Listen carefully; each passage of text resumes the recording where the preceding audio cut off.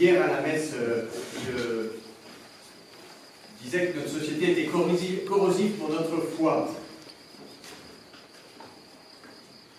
Alors, n'allons pas nous imaginer qu'elle est plus corrosive pour notre foi aujourd'hui qu'hier.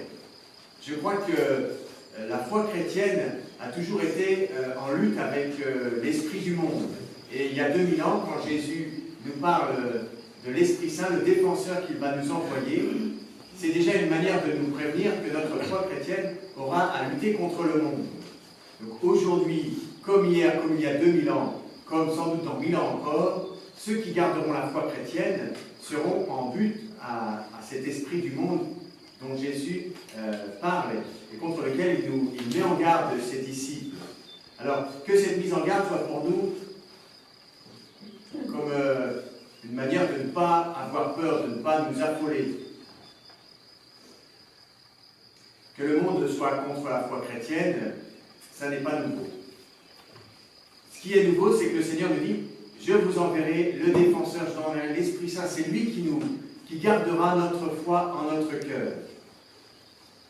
Et même si nous avons l'impression que les chrétiens étaient beaucoup plus nombreux, étaient beaucoup plus faciles il y a 50 ans, en 68, pour tout ce qui se passait en 68, moi j'étais pas né, mais je ne suis pas sûr que c'était beaucoup plus facile d'être chrétien il y a 50 ans, ou il y a 100 ans, ou il y a 1000 ans, ou 2000 ans. Demandons, c'est bientôt la fête de l'Ascension, jeudi, et puis ensuite la fête de la Pentecôte, demandons au Seigneur son Esprit Saint pour garder la foi. Cette lumière qui, au travers les vicissitudes de notre société aujourd'hui comme hier, nous permet de garder le cap sur cet amour de Dieu qui nous appelle, qui nous précède et qui nous appelle comme notre vocation. Nous sommes tous appelés par l'amour de Dieu. Demandons l'Esprit Saint, c'est lui qui nous permet d'avoir la foi, nous permet d'enraciner la foi dans notre âme.